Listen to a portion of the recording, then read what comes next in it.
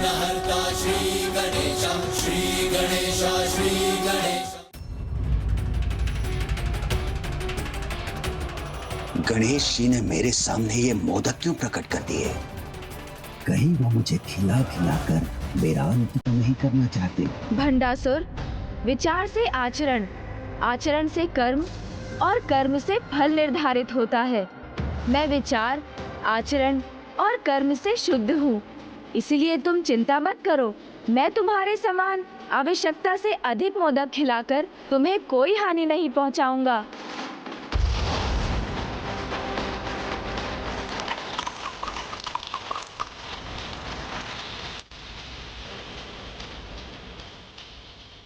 देखो भंडासुर, उजाले और सरलता से परिपूर्ण ये दूध शिव तत्व की शुद्धता का प्रतीक है और सभी जीवों को प्रथम आहार के रूप में यही दूध प्राप्त होता है। क्या प्राप्त हुआ मुझे? कुछ भी नहीं, किंतु आप सभी को दूसरा अवसर प्राप्त हुआ है, जिसे दिवंगत सम्राट महिषासुर के समान आप कदापि व्यर्थ मत होने देना।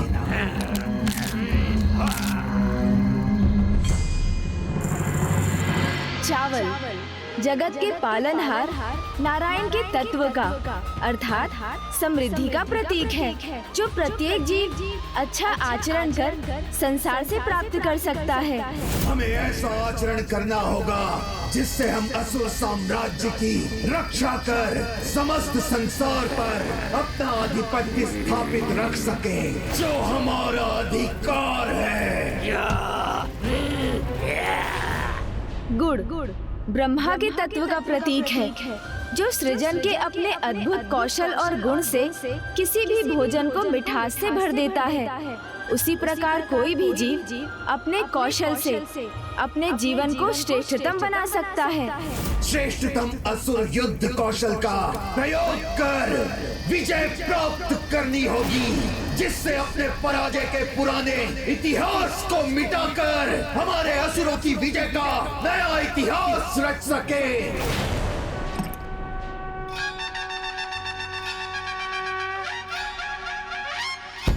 अब ये तुम्हारे भाव और प्रवृत्ति पर निर्भर करता है कि तुम किस प्रकार दूध, जो तुम्हें संसार देता है, चावल, जो तुम संसार से प्राप्त कर सकते हो, और गुड़, जिसकी रचना तुम अपने कौशल से करते हो, इन तीनों तत्वों का किस प्रकार मिश्रण कर कैसी खीर पकाते हो, अर्थात कैसे जीवन का निर्माण कर उसे क्या दिशा देते हो।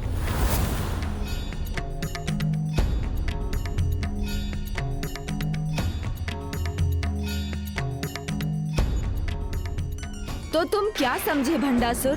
तुमने क्या रचा है अपने लिए? मैंने अपने लिए एक नया अवसर रचा है, इसे प्राप्त किया है, इसलिए अब जो मुझे चाहिए वो आप सभी को रचना होगा। ये जली हुई खीर जो तुमने रची है, ये तुम्हारे अंधकार में भविष्य का प्रतीक है।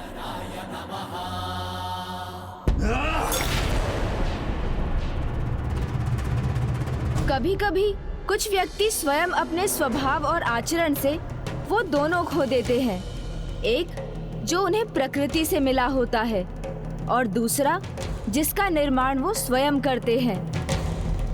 तुम भी उन्हीं में से एक हो भंडासुर।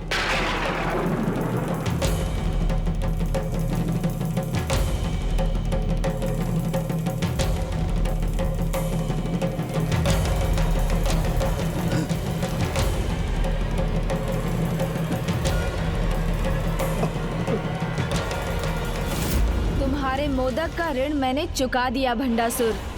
जब तुम स्वयं अपनी रचना का आनंद नहीं ले सके तो संसार उसे कैसे स्वीकार करेगा? वो तो तुम्हें ही सब कुछ लौटा देगा ना।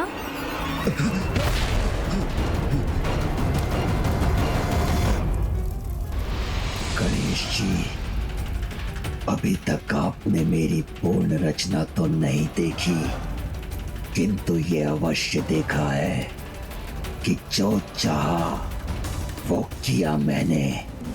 भस्म के कणों से स्वयं के अस्तित्व को साकार किया, पितृ पर्वत तक पहुंचने का संकट भी पार किया।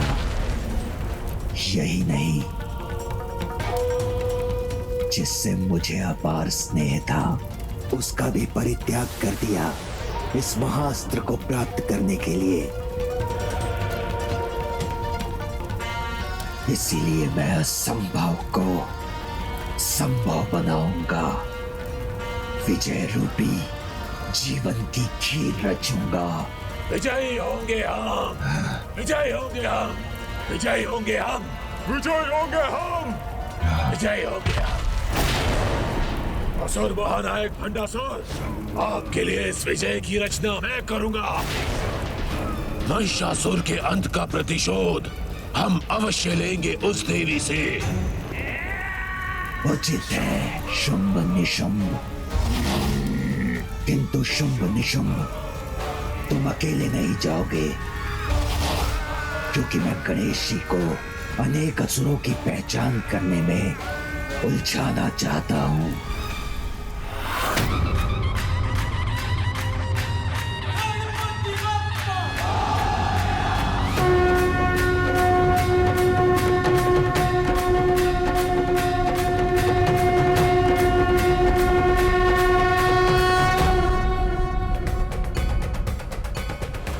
माता के मुख पर तनाव का क्या कारण हो सकता है, जबकि वो उस भयंकर दुष्ट असुर का पुनः अंत कर चुकी हैं।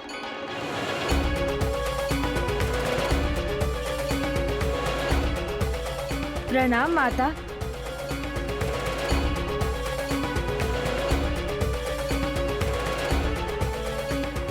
यदि गणेश का ध्यान इस युद्ध से बढ़ गया तो अनर्थ हो जाएगा। इसीलिए इस युद्ध के अंत तक मुझे गणेश से ये बात गुप्त रखनी होगी। प्रभु महाशिव स्तंभन के कारण सगुण से निर्गुण होने लगे हैं। कदाचित तुम भंडासुर के विषय में कुछ और ज्ञात करने में सफल हुए हो गणेश। तुम्हें उन्हें ही पहचान कर उनका सामना करने का उपाय बताना होगा, क्योंकि मेरे वचन के अनुसार जब तक तुम शत्रु को पहचान कर उसका सामना करने का उपाय नहीं बताओगे, तब तक ना हम हथियार उठाएंगी और ना ही उसके आक्रमण का कोई उत्तर देंगी।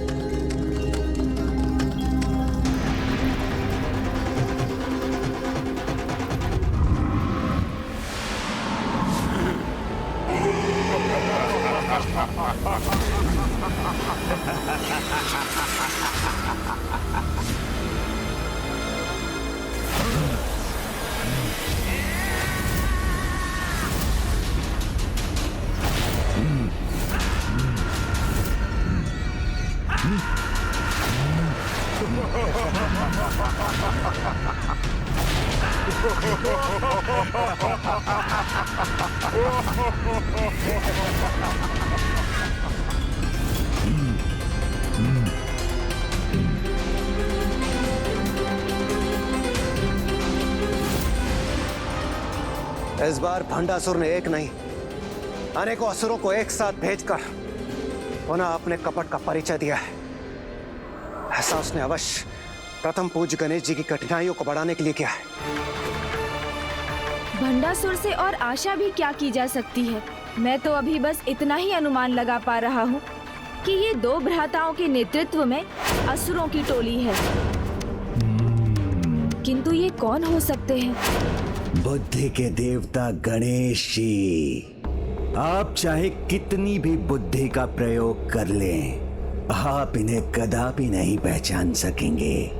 और यदि आपने इन्हें पहचान भी लिया तो जिस योजना के साथ मैंने इन्हें भेजा है वो कदापि असफल नहीं होगी।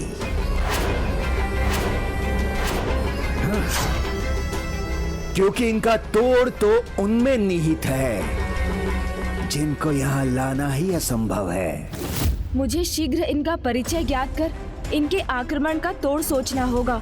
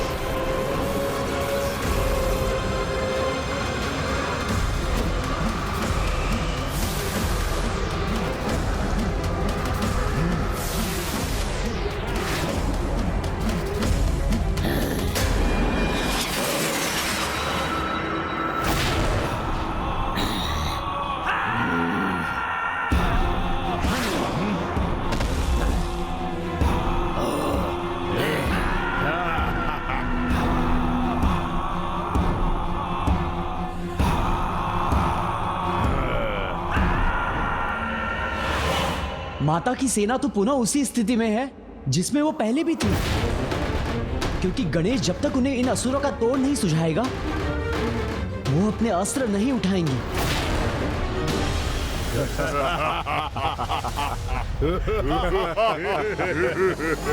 इन सभी ने अपने अपने बल का प्रदर्शन किया है, किंतु इस लाल असुर ने अभी तक अपने कौशल का प्रदर्शन क्यों नहीं किया? ये और इसके साथ दूसरा असुर भला कौन हो सकता है? इसके पहले कि ये माता की सेना पर अपना आक्रमण करें, मुझे इनका परिचय ज्ञात करना ही होगा। बहुत दुख हो रहा है आप सभी को अस्त्रहीन देखकर। और यदि तुम सब यही सोच रही हो कि हम अस्त्रहीन नारियों पर वार नहीं करेंगे, तो तुम ये सबसे बड़ी भूल कर रही हो।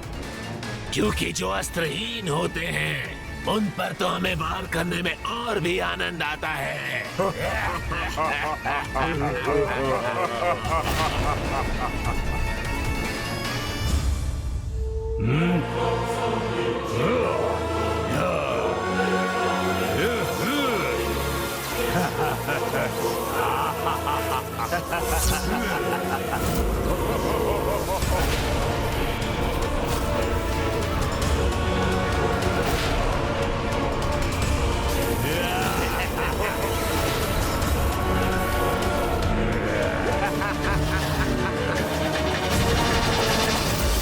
हाव भाव को देखकर मुझे कुछ स्मरण तो हो रहा है, किंतु ये कौन है, ये ज्ञात क्यों नहीं कर पा रहा हूँ मैं। मुझे पूर्ण विश्वास है गणेश जी कि इस बार आप कदापि सफल नहीं हो पाएंगे। ये दुष्ट असुर तो किसी योजना के अनुसार आक्रमण करने के लिए तैयार है। गणेश जी अभी भी इन्हें पहचानने में असमर्थ है।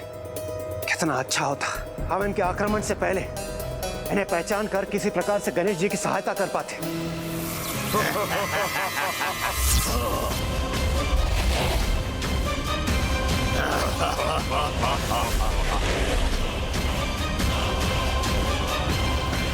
इन्होंने तो समस्त देवी सेनाओं को स्तंभित कर दिया।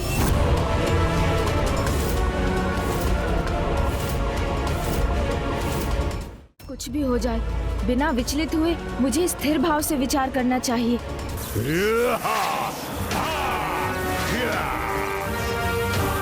कुछ ही क्षणों में माताओं की सेना को आहत कर देंगे ये असुर। कितने दुष्ट हैं ये असुर जो अस्त्रहीन माताओं पर इस प्रकार प्रहार कर रहे हैं। विवश हूं, अन्यथा अभी जाकर उचित उत्तर देता इन असुरों को। अनुज गणेश को अब शीघ्र ही कोई उपाय सोचना होगा, अन्यथा अनर्थ हो जाएगा।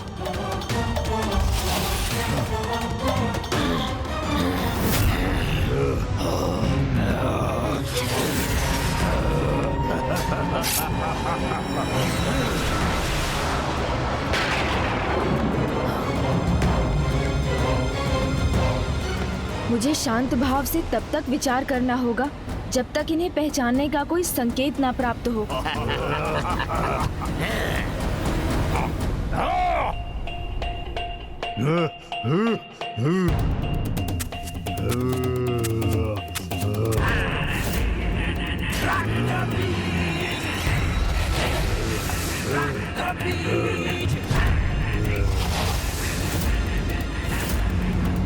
इस लाल असुर के साथ तो इसके अनेक प्रतिरूप भी हैं।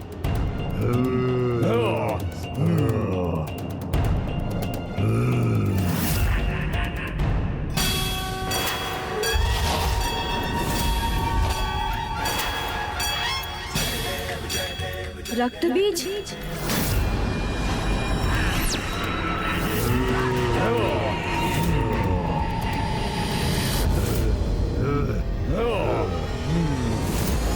दिखा दी इस मूर्ख ने अपनी मूर्खता। थोड़ा समय और धीरज नहीं रख सकता था? कहीं गणेश जी शेष असुरों के विषय में ज्ञात न कर लें।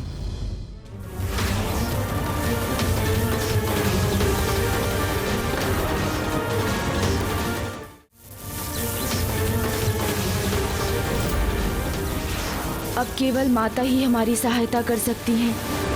ॐ अस्य श्री चंडी कवचस्य ब्रह्मा ऋषिः अनुष्टुप छन्दः चामुण्डा देवता अंगन्या सोक्त मातरो बीजं दिग्बन्ध देवतास्तत्त्वं श्री जगदम्बा प्रीत्यर्थे सप्तशती पाठांगत्वे जपे विनियोगः। ॐ नमः चण्डिकाय।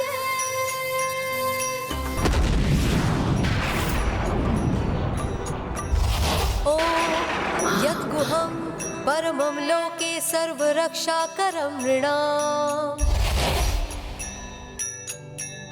यन्न कस्यचिदाख्यातं तन्मे ब्रूहि पितामह।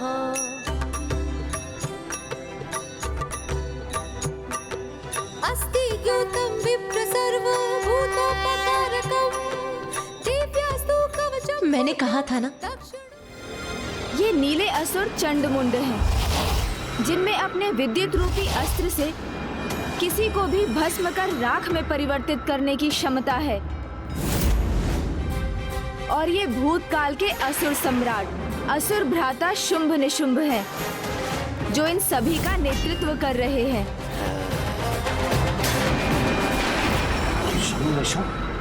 हाँ, उचित पहचाना आपने इसे। ये शुंभ निशुंभ ही हैं, जो पुनर्जीवित होकर आए हैं। इसलिए अब तो ये अपराजेय हैं। इनका तत्व इनका मद था, जिसे माता पार्वती ने भिन्न रूप धारण कर एक एक का संहार कर इनका अंत किया था, जिसके लिए माँ ने मातंगी रूप धरा। फिर जल में प्रवेश कर अपनी श्वेत आभा से देवी कौशिकी को प्रकट किया, जिन्होंने विंध्याचल पर वास किया और माता विंध्यवासिनी का रूप लेकर सभी का वध किया। अर्थात सर्वप्रथम मुझे भी देवी मातंगी रूप में आना ही होगा। किंतु प्रभु महाशिव के मातंग रूप में प्रकट हुए बिना मैं देवी मातंगी स्वरूप कैसे ले सकती हूँ? और उसके लिए तो प्रभु को स्तंभन से बाहर आना होगा। और यदि वो अपनी स्तंभित अवस्था से बाहर आ गए तो उनके पाप स्वतः कहीं भंडासुर की ओर न बढ़ जाए और वो उसका साथ देने के लिए कहीं विवश न हो जाए।